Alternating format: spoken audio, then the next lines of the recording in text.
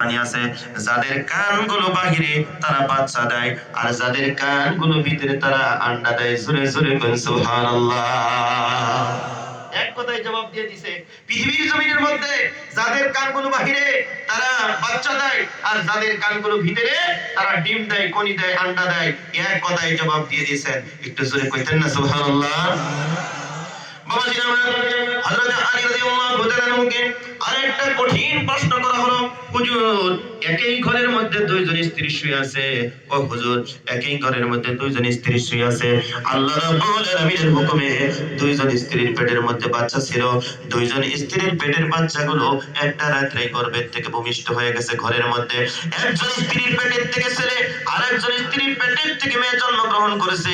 এবার উল্টা পাল্টা লেগে গেছে, কোনটা কার আমরা ধরতে পারতেছি না, বুঝতে পারতেছি না। সকালবেলা হযরতে আলী রাদিয়াল্লাহু তাআলা আনহুর কাছে চলে গেল। হযরতে আলী রাদিয়াল্লাহু তাআলা আনহু বললেন, ঠিক আছে ঘরের মধ্যে যাও, বাড়ির মধ্যে যাও, যায়া দুইজন মহিলার হাতে দুইটা কাঁচের গ্লাস দিয়ে দাও, দরজাটা বন্ধ করে দাও, তাদের স্তনের থেকে দুধগুলো বের করে কাঁচের গ্লাসের মধ্যে রাখতে বলো। জোরে জোরে বলেন সুবহানাল্লাহ।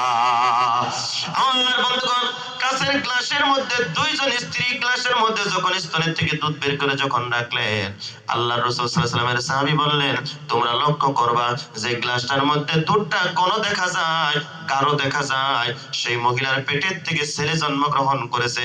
আর সেই কাঁচের গ্লাসটার মধ্যে দুধটা অল্প হালকা থাকবে, পাতলা থাকবে, ওই মহিলার পেটের থেকে মেয়ে জন্মগ্রহণ করেছে। জোরে কোন সুবহানাল্লাহ। এত সুন্দর একটা তথ্য দিলাম, তাও আস্তে কইলেন সুবহানাল্লাহ। চিল্লে এখন সুবহানাল্লাহ। এই যুবক, ওয়াজ তো বেটা তোমরা লই আইবো, আজকে এনে ওয়াজ হইব, বলি ইনশাআল্লাহ ওয়াজ হইব। যারা বাইরে আছেন সবাই ভিতরে আইয়েন ইনশাআল্লাহ। এই যুবক, আমি দোয়া করছি যারা মাঠে